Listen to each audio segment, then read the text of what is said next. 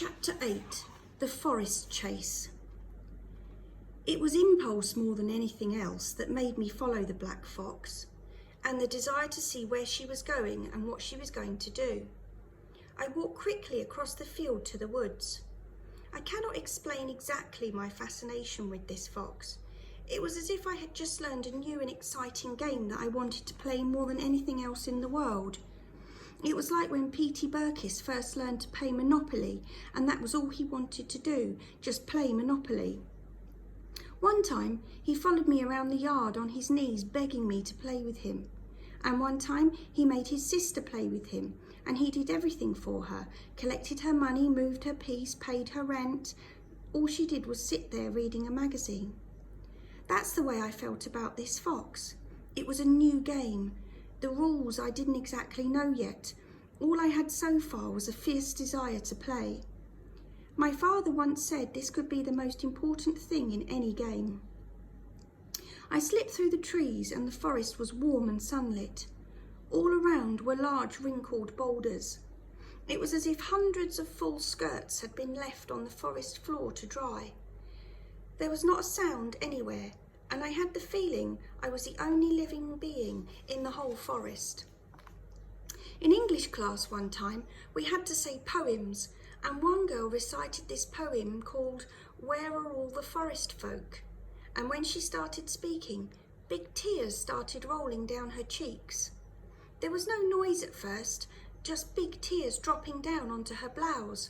But when she got to the line, "The little chipmunk romps no more," she really started sobbing. She could hardly go on, she was crying so hard. The teacher said, "Ruth Ann, maybe you'd better finish later." But Ruth Ann wouldn't sit down, and by the time she got to the last line, which was something like, "Oh, where are all the forest folk who were so dear to me?" every girl in the whole room was sobbing. Mrs. Hayden said, "Girls, girls," and then, "Is there anyone who has a better poem?" Petey said he was ready with his original composition entitled TV Land, but even that didn't help much. You would have thought that the saddest thing these girls would ever know in their lives would be an empty forest. That, I thought that day, is exactly what I have come upon now. I walked slowly towards a thicket of pines to the right, and just then I heard crows beyond the trees. Hazeline had told me that crows were great thieves. She had once seen a bunch of crows make a fox drop a hen and run off, and I thought perhaps these crows had seen the black fox with her mouse. I charged through the pines, and then, to the left, I heard the sharp bark of the fox. I stood perfectly still, waiting. A butterfly lit on the stone by my foot and flexed its wings. The bark came again, a high, clear bark. I turned and began to run around the pine thicket towards a rocky ravine. The underbrush was thick here, and briars scratched my legs. I ran past the ravine and on through the trees. The fox barked again, and I ran even faster. I don't know how far I went, or in exactly which direction, but I finally stopped by a huge old tree and sat down on a root. There was not a sound anywhere now. I waited. I had had the feeling all the while I was running that the black fox had been calling me, leading me somewhere, and now I had lost her. I turned my head slowly, listening. I could not give up the idea that the fox had wanted me to follow her. I imagined all sorts of things as I got up and reluctantly began to walk back through the forest. The kind of thing I was imagining was that a giant boulder had accidentally rolled over the opening to the fox's den, trapping her family inside, and now the fox was leading me to the den so that I could push the stone aside for her. I paused from time to time and listened, but I heard nothing from the black fox. I continued to walk until I came out of the forest, right by the pasture where the cows were grazing. They were all together in the shade of the trees, and they turned in one body and looked at me. I had thought, when I first saw these cows from a distance, that if I ever had to do a circus act, I would get about 6 cows like these and train them.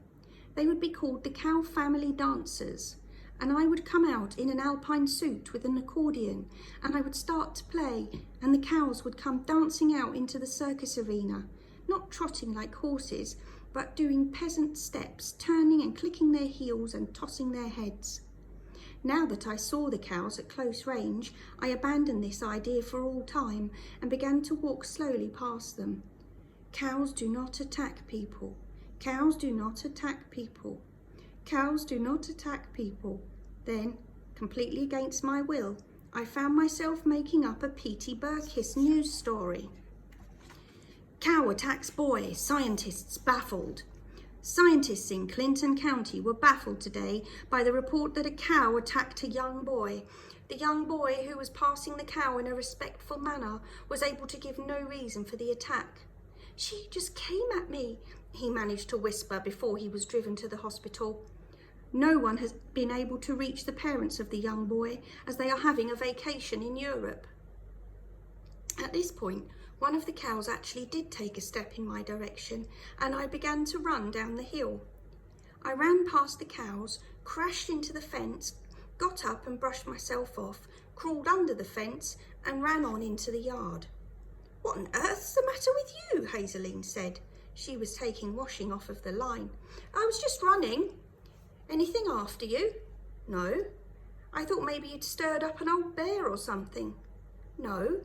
I did not say that I was running from an interested cow, because even Hazeline might not be able to resist the temptation to make fun of me. She went back to the clothes. I never saw anyone take clothes from a line so fast. With one hand, she kept lifting off the clothes pegs until she was holding about 100. "Hazeline?" "What?" "I followed a fox in the woods." "Did you?" She deposited the clothes pegs in an apron pocket. "This fox acted like she wanted me to follow her." "You were probably near her den and she wanted to lead you off. That is the oldest trick in the world. It'd fool a dog every time. But next time a fox tries to lead you off, you remember that if you keep looking around where you are, you just might see yourself some baby foxes." The idea was so appealing that I wanted to go back to the woods right away. It looked like it was a black fox. I could no longer keep this information to myself. "Oh." She seemed more interested in the fact that she only had one blue sock left and no matching one. This was why I could talk to her. Information just poured out of her and then she would forget it. She would never say at the supper table, the way some girls would, something like, "Well, guess who thought he saw a black fox today?" Have you ever seen a black fox, Hazeline? "I saw one on a coat one time."